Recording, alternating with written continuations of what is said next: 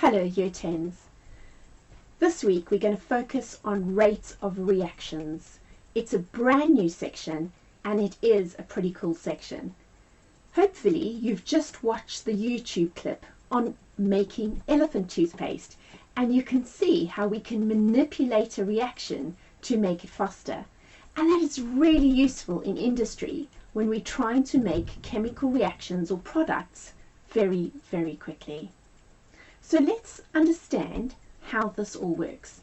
And to start off, we need to have a look at how particles collide. This is known as the collision theory.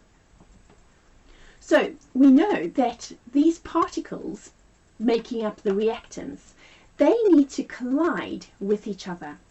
And just like these bumper cars, it's not just about any type of collision, it's very, very specific. The particles need to collide with the right orientation, pretty much head on. If they just scrape past each other, we're not going to count that as a collision, a little bit like these bumper cars. The other important condition is they need to collide with enough energy for a successful collision to take place. And that term, successful collision, that's really important to use in your explanations of the collision theory.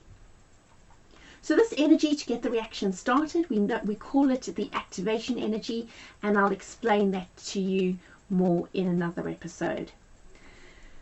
So if we want to increase the rate of the reaction, we can use our understanding of the collision theory. So what we could do, based on this, we can increase the frequency of collisions, the number of collisions that take place. And we can also increase the energy with which the reactants collide with each other. So the more energy they have, the more chance that they will collide with each other. So to help you understand this, I'm going to show you my ping pong balls. So my ping pong balls are representing the particles in a chemical reaction. And if they're moving slowly, there are not going to be many collisions, and they're also not going to be colliding with a lot of energy. But if I increase the energy of this reaction,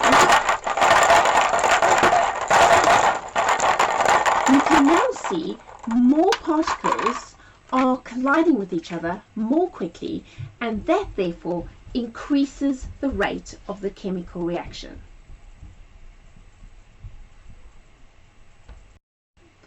What I'd like you to do now is pause the video, write the heading rates of reaction, write the subheading collision theory, and copy these 2 bullet points in full so that you can explain scientifically what the collision theory is and how you can increase the rate of reaction based on it. When you're done, press play.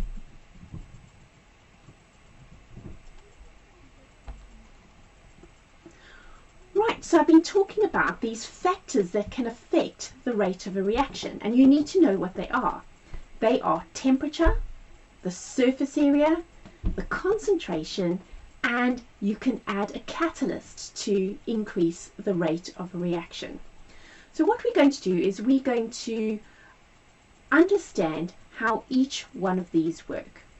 And in order to do this, I am going to do a little demonstration. What I've got here is I've got a glass of water and an empty glass. And what I'm going to do, from my kettle, I've just boiled it before I started this, I'm going to add a similar amount of warm water. And what I'm going to do is I'm going to add 2 vitamin tablets, and they are very simply just vitamins. I'm going to add them into each glass. So the top one is the cold water and the bottom one is the hot water. Let's see what happens when I add them. And straight away you can see how this reaction in the hot water is happening a lot faster than the chemical reaction in the cold water.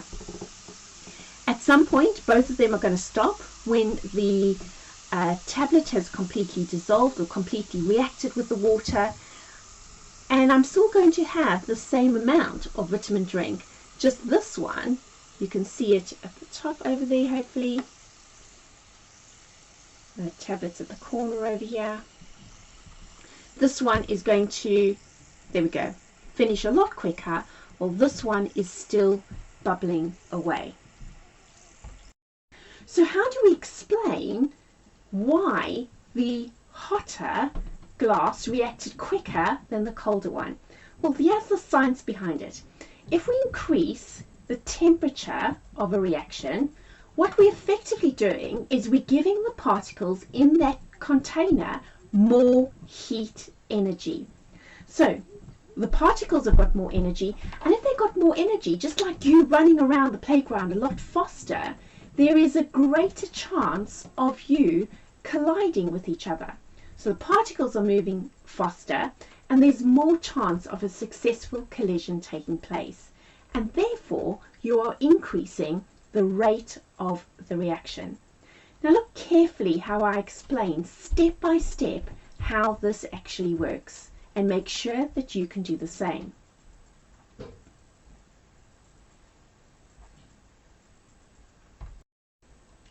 Okay, so now we'll go on to the next factor that affects the rate of the reaction, which is the concentration. Now if I've got a gas and I've got the gas particles and I make them go a lot closer together, what I will notice is that by pushing the particles together, I'll have a higher concentration of particles. So if I increase the pressure, I'm going to increase the rate of the reaction. So by increasing the concentration, it's a little bit like this. If I go to a nightclub and I'm the only person on the dance floor and I do my world famous Mrs. Gale pirouette, there is practically no chance of me colliding into anybody else because it's just me. But a little bit later in the night, the dance floor is teeming with people, and suddenly if I try and do my world famous pirouette, I'm going to take out a number of people on the dance floor. So the analogy works like that. The more particles there are, just like the more people there are on the dance floor, the greater the chance of a successful collision taking place. So if we have a look at our explanation, we'll say by increasing the concentration of the particles, what we're doing is we're increasing the number of particles available to react. And that means there's more chance of a successful collision. And the more successful collisions there are, the greater the chance of increasing the rate of the reaction. Right, so let's move on to our third way of increasing the rate of the reaction, which is increasing the surface area. And to explain that to you, we're going to go to my camera here. Now, this over here, I'm sure you agree with me, is a large vitamin tablet. And this over here is the same vitamin tablet which has been crushed into the cupcake holder.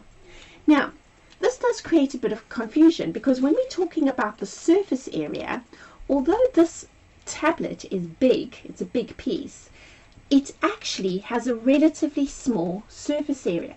And the reason for that is because the water initially can only react with the outer bits of the tablet that comes in contact with the water. And those particles right in the middle of the tablet, it will take a while before the water actually gets to those particles. But if we look at the crushed up tablets, we can see each one of those tiny little particles inside there can come in contact with the water. So think about it as if I have a big piece of a substance, it's a small surface area. And if I have small parts of the substance, so it's a powder or it's small little pieces, I have a relatively larger surface area. So I'm going to add these two to the water, same volume of water again. This time it's only the surface area that's different, and we're going to compare the reactions. 1, 2, 3. Well, so you can see straight away, again, the bottom one reacting quicker, although the temperature was the same, the volume of water was the same. It was only the surface area that was the variable we were changing. Okay, it was the independent variable in the reaction. And we can see this one's already almost finished fizzing, and this one is still beautifully fizzing away, and hopefully it will go away quickly so I can carry on recording. So let's have a look at how this affects the surface area of the reaction.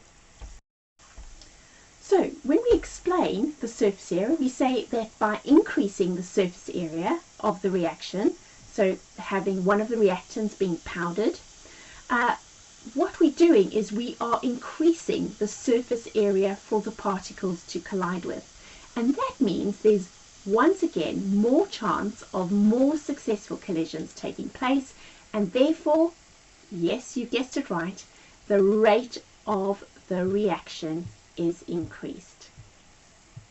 Now let's go on to our final example, which is adding a catalyst to the chemical reaction. And you might remember when we spoke about transition metals that catalysts are very often transition metals, or if we think back in biology, enzymes are biological catalysts. So here's an opportunity to link those ideas together. So let's explain what adding a catalyst means. So when I add a catalyst to a chemical reaction, it's a little bit like this. Imagine this guy here is trying to push this rock over this enormous hill. I can almost picture Peppa Pig living on top of that hill. And that's going to take a huge amount of energy to get it to the top of the hill before it can start rolling down. But if there was a tunnel lower down in the hill that the rock could go through, that would be a lot simpler. And I know if I say to you, there's a much simpler way of doing something, chances are you're going to take that simpler way. So that catalyst almost provides that simpler way of something taking place.